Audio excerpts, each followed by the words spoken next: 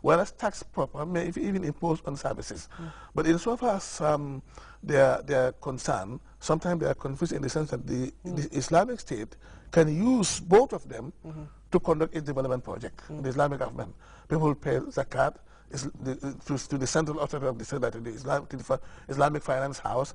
The Islamic Finance House will distribute the zakat to the needy, and part of it will be used for development project like building mosques, building marketplaces, and other public utility facilities, other facilities that can be used by the general public. So that is probably the slight difference in the sense that the tax proper may be imposed on services, whereas in Islam, zakat is not imposed on services. Okay. The question I want to ask here is, if the difference between the difference is too slim, there's only a slim line between zakat and tax. You know, can't you use your zakat and pay your tax? You see, the problem, the problem is zakat is a very restricted area. The tax you are paying is going to be used for the development of the country. Yeah, but mind you, be careful. Zakat is very restricted. It's a well-defined area. Al-Quran al-Karim has made it clear as to from whom it should be collected, how it should be distributed, and to whom it should be given. You understand? Unlike tax, sometimes tax, in most cases, it is the state that decides on tax.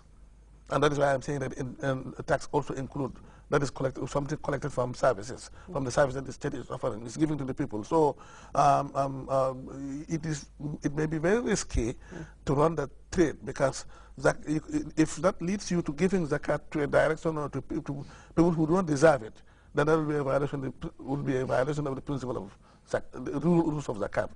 So, in other words, tax is defined and imposed by the state, whereas zakat is well defined by Islamic law. Whether you have an Islamic government or not, whether we have a secular government or not, it's well defined. So, I think to be on the safe side, what is most important will be for us to allow them to stand together. But because if you have a system whereby, like the case is in countries like Malaysia, for instance, and Indonesia, whereby the state, and I think Pakistan too, whereby the state automatically or generally collect or centrally collect zakat from people. The money that people keep in their bank accounts, when zakat becomes due, they are deducted automatically, and then all the money collected for zakat purposes will go to the zakat house, and the zakat house will take care of distributing the zakat in accordance with the 8 principles that are mentioned in Surah At-Tawbah in the Masadaqat al-Fuqara up to the end of the ayah. So then anything that comes, out of it can be distributed in accordance with that particular ayah that I'm referring to. So during the distribution process, the state or the central authority will be allowed to distribute it in a way that part of it will be used to cover its running cost, and also to cover other development projects. You understand? But then when it comes to tax, it is defined by the state, collected by the state, and then spent by the state in accordance with their own development policies. Okay. Taking you back to a point we said here earlier, that is about the lending and the lending and blend of money. Now, if in principle you agreed with somebody that you will lend him an amount of money, 2,000 for example, and he says to you, if you pay me 2,500. Although it is riba, but if it is based on agreement, and the two parties didn't seem to be a problem, will Islam remember this principle of Islam from Prophet Muhammad that al-Muslimun and the shurutihim illa shartan harrama halalan or halla haraman, or illa shartan halla haraman or harrama halalan. Whatever 2 or more individuals agree among themselves in the form of a contract, in the form of a gentleman agreement, or a mutual agreement, their agreement is binding on them, and Islam allowed them to conduct their relationship in accordance with their agreement, except for an agreement which violates a principle of haram, or an agreement which aims to make something halal which is haram already, or an agreement which aims to make something haram which is halal. You understand? So if the fact that they don't see a problem, who are they? If they are Muslims, it is not they who decide what they should do, what they should not do. What they should do or what they should not do, what is halal or what is not halal has long been decided 14 centuries ago by Allah subhanahu wa ta'ala in Holy Quran. And the other ayah which says, مَا كَانَ لِمُؤْمِنٍ وَلَا مُؤْمِنَةٍ إِذَا قَضَى اللَّهُ وَرَسُولُهُ أَمْرًا أَنْ يَكُونَ لَهُمُ الْخِيَرَةُ مِنْ أَمْرِهِمْ. If you are a true believer of God, once it becomes clear to you that you should go this way, don't say, oh, but let me go this way, because in my opinion, I think I should go this way. Islam says, do it this way, do it that way. Islam says, this is haram, it is haram. You have no choice but to accept it. This is halal, it's halal. You have no choice but to accept it accordingly. Allahu Alam. Someone also asked here that a man who refuses to give out zakat, not because he doesn't want to give it out, but he decides to accumulate it until it can build a mosque, and he built a mosque with that money. That is also not proper. You know, will it be accepted for him? Well, whether Allah will accept it for him is a different thing. But if once he give it out,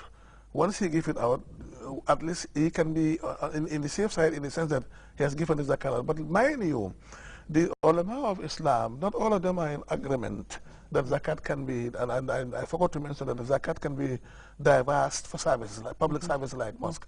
There are those who are in the who are of the opinion that you better give it to individual needy people. But whatever the case is, whether you build it for mosque, you use it for building a mosque, or you give it to individual needy people, or to sponsor Quranic schools, or people who are going to study Islam, you must respect the timeline set by Islam to give zakat.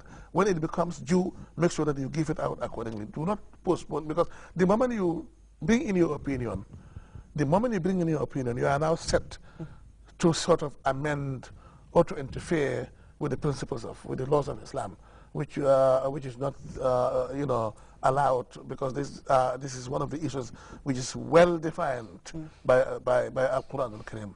So you don't have any option but to do it accordingly. Okay. Yeah. Someone also asked here, if a drug dealer builds a mosque, a cartel. There is this proverb, it's a legal maxim in fact in Islam, that says that al-ahdafu la tubarrir al-wasail. Ends cannot justify means. Ends cannot justify means. Having a very good intention, a very good objective, noble objective, does not authorize you, does not justify you to try to achieve it through an unlawful means. If theft is haram, theft is haram. You understand? If drug dealing is haram, drug dealing is haram. The end result of yes. If zina is haram, the zina is haram. So there is no matter what objective you have to use the money that you earn out of haram thing, even if your intent is to go back and rebuild the Kaaba, insofar as the business that you embark is haram, the money you get out of it is haram. And therefore, whatever you do, whatever services that you spend the money for will be useless because it's haram money. Okay. Yeah. But also, as you see, some of these drug dealers will give out charity, take things to the mosque. Yeah, sometimes very generous. Yeah, very generous. Yeah. And sometimes people will pray for them. And seemingly the prayers are accepted. I don't understand. Well, I don't know. You see, despite the fact that they do it. Yes, you are right. The drug dealers are not they are not, how to call it, non-believers. They are Muslims, but maybe deviating Muslims, Muslims, non-obedient Muslims. You understand? Okay. And you know that if you remember the meaning of Rahman, you have Rahman and Rahim. Rahman is about the mercy of God for everybody in this world, whether a Muslim, whether a Christian, whether a Jew, whether whatever, and whether somebody who believes in religion or an atheist, a good, a bad. All people living on earth, they live under the mercy and the guidance, protection, and support of Allah subhanahu wa ta'ala. You understand? Regardless of what they do, because it is Allah who provides them the means of survival. So, along the same line, there's nothing, if a drug dealer gives money to a needy people, he pray for him, Allah can accept the prayer. But then the question is, how or in what way will that prayer mean that in the hereafter, he will be forgiven by Allah of the sin of this drug trafficking? Because drug trafficking is a prohibited profession. It's a haram profession, and therefore, and anybody who does anything haram or anybody who does anything prohibited by Islam